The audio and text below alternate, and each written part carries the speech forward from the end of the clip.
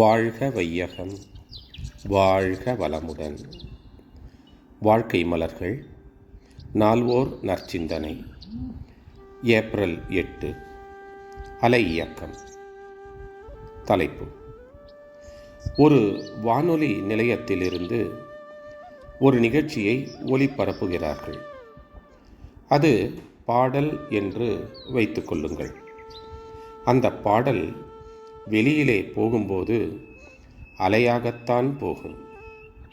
அந்த அலையில் அந்த கருத்து வாசகம் எல்லாம் அடங்கியிருக்கும். வழியில் இதை யாராவது கண்டுபிடிக்க முடியுமா? கேள்விக்குறி.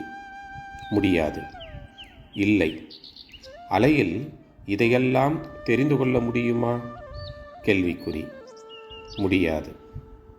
ஆனால் இங்கே உள்ள கருவியில் மோதும்போது, மோதி பிரதிபலிக்கும்போது, அங்கே எந்தெந்த உச்சரிப்பு, எந்த கருத்து அங்கே சொன்னார்களோ அவை அனைத்தும் வெளிப்படும். இன்னொரு பாடல், அதை ஒருவர் ராகம் போட்டு பாடுகிறார் என்று வைத்துக்கொள்ளுங்கள். அந்த பாடல் இசையோடு கேட்கிறது. அதுபோல இன்னும் வேறு பல கருவிகளை வைத்து பாடினாலும் கூட அவ்வளவும் இந்த அலையில் போகும். வெறும் பேசும் அலைக்கும் இந்த அலைக்கும் ஒரு வித்தியாசமும் இருக்காது அங்கே.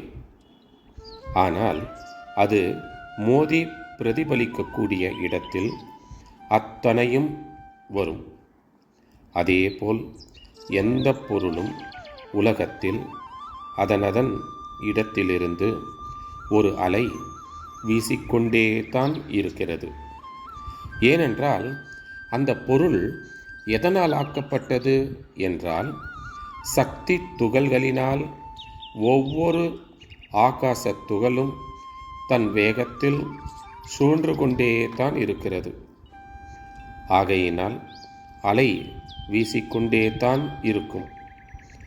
எந்த அலைக்கும் மோதுதல், பிரதிபலித்தல், சிதறுதல், ஊடுருவுதல், ஒன்றுடன் ஒன்று ஊடாடுதல் என்று ஐவகையான இயக்கங்கள் உண்டு.